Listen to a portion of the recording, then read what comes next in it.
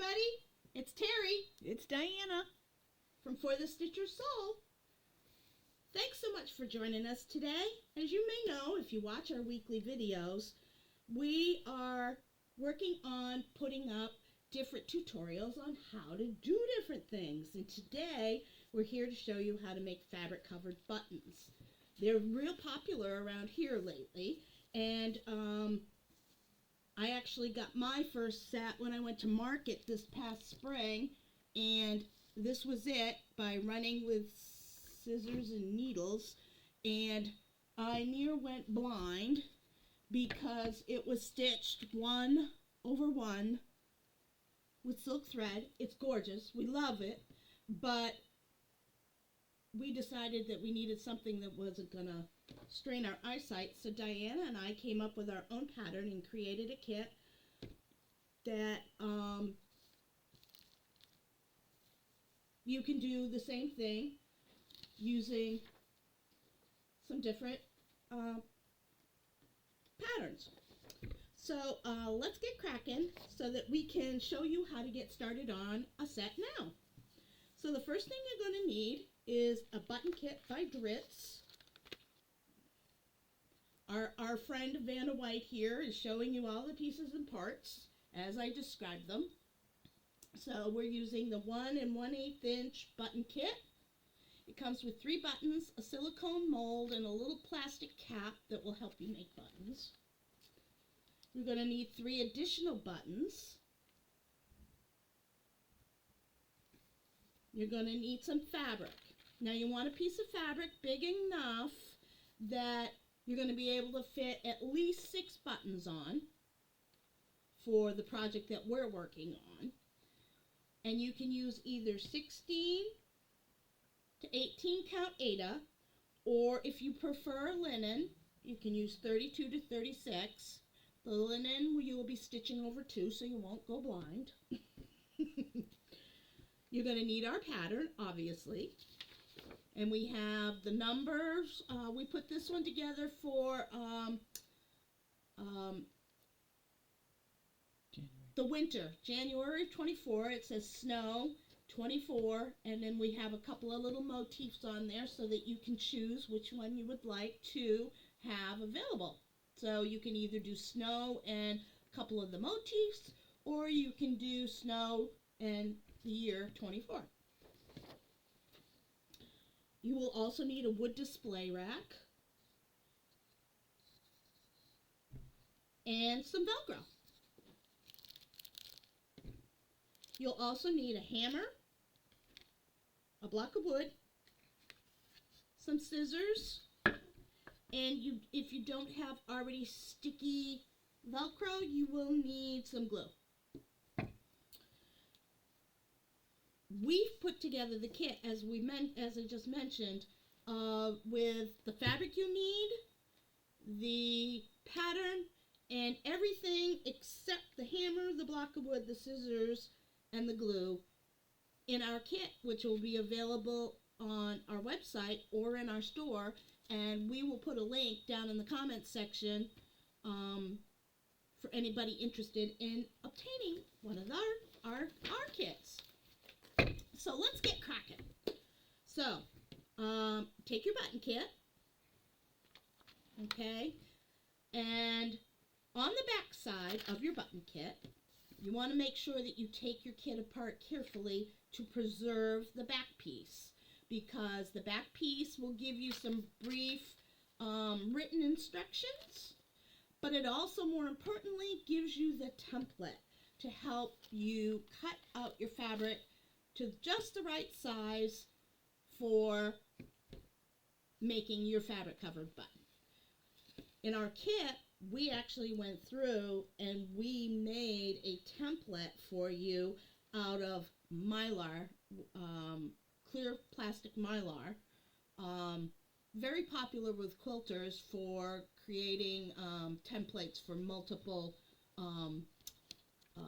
geometric pieces. But we made it perfectly for you to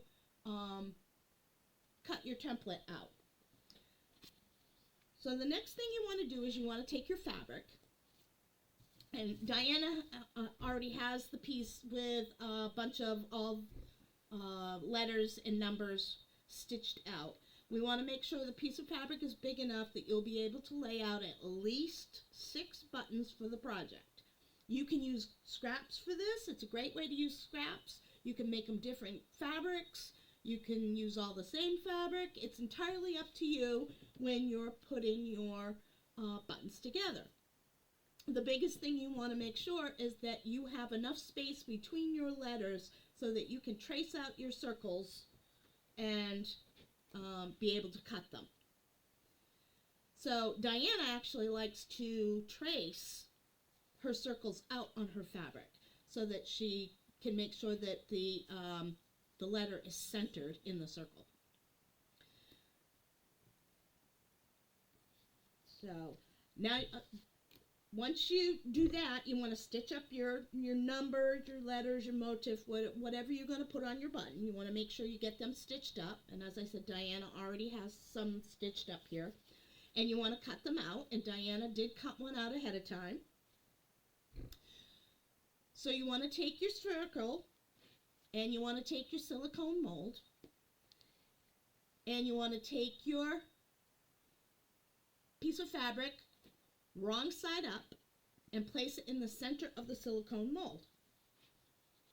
You want to make sure it's as centered as possible before you move to the next step. So you just want to make sure it's in the center. Then what you're going to do is you're going to take the dome-shaped button mold. Dome-shaped button mold. Duh. The dome-shaped button mold. We have so much fun. Oh my God. And you want to press it down into the silicone mold. And in doing so, you want to make sure that you double check to make sure your letter is still centered in that clear center in the front right here, because those little stinkers will shift on you. The other thing that Diana's doing while she's pulling this together is she's making sure there's no creases around the edge, because you really don't want any creases. And you gently pull and push. You push the button mold down while you're pulling the fabric to make sure that that wrinkle comes out. She's demonstrating this to you right now. Okay, there. See, I pulled it out and it's there. Each time I pull on the material, I come back and I double check to make sure. So now I think I got them all out. Is it still in the center? Flip it over so you can see it's still in the center, so you're good. Now what you want to do is you want to take the edges of that fabric that you have there and push it all down into the center.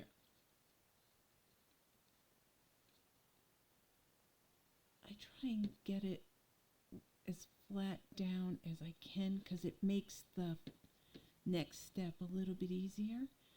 So I kind of go around with my thumb and I just kind of push down on it just to kind of like train the material.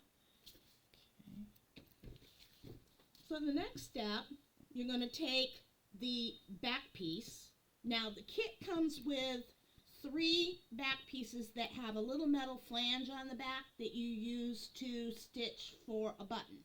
You will not need that. You can cut that off with a pair of wire scissors or wire cutters, and you just nip that off. But what's important is you want to identify which side is up and which side is down. You'll notice that in the center of this center is pushed up. It's Like a lip. Like a lip on there's a depressed around the edge and the center is popped up. That's the part you want facing up. Believe me, I've made more than enough mistakes doing it the other way. It doesn't work. So make sure that this little bumped up piece is facing up. And then press that down onto that folded in fabric. By trying to get the fabric as flat down as possible. It makes this piece lay a little bit better. Now what we're going to do is we're going to take the block of wood and we're going to put the silicone mold on the block of wood. Take the blue plastic cap, place it in the center of your button. And now what you're going to do is you're going to hammer the edges of the blue plastic. And pray like heck You don't you don't bang your fingers. exactly. Sorry for the shaking. Okay.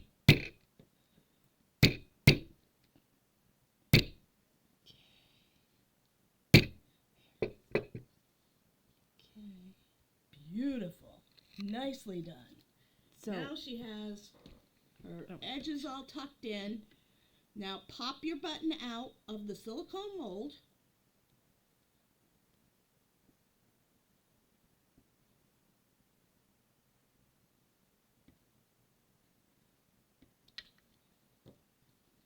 And you have a finished button. Ta-da! How cool is that? Now what are you going to do with it? Well, you can do a couple of things. Now, if you don't do anything and just put them on your wooden tray, and the grandkids come over, they're going to pick them up and they're all going to roll under the refrigerator. Do you want me to do it? Sure, go ahead. However, if you put some Velcro on the back of the button and you put a piece of Velcro on the back of the wood block, they will stick to each other. So when the grandkids come over and they go, "Oh, Grandma, I want to play with these," at least they're not going to roll under the refrigerator, as I have experienced. see? There. And it doesn't take, because the Velcro's on the back. And if you don't have, if all you have is little square pieces, or you have long strips of Velcro, you can cut little pieces, cut little strips, and glue them to the back of your button and glue them to the board so that they stay. This is what you need. These happen to be little dots that already have glue on the back of them, and Sometimes it doesn't stick well. sometimes it doesn't always stick, so you can just take a little glue and make sure that it stays in place so that it doesn't come off. But works beautifully. It's wonderful to have on the counter, on your desk at work, whatever. It's a great little gift for somebody. And, you know, you can start your own collection so that you have some for every month. We've been working on several different ones. I'm just throwing buttons up here. I mean, with motifs. So we think you really love doing these buttons. They're a lot of fun and they're Yeah. beautiful to stitch. So that's it, guys. We want to thank you for watching. We hope that you find this fun and helpful. If you like what we're doing, do us a favor. Click the like button, subscribe to the channel, and hit the bell. That will notify you when our next tutorial is up. If you're interested in purchasing our kit, again, we will put a link in the information below so that you can go to the website and you can order yourself one of our new kits. The kid. So have a great day and thanks for joining us. Ta-ta for now.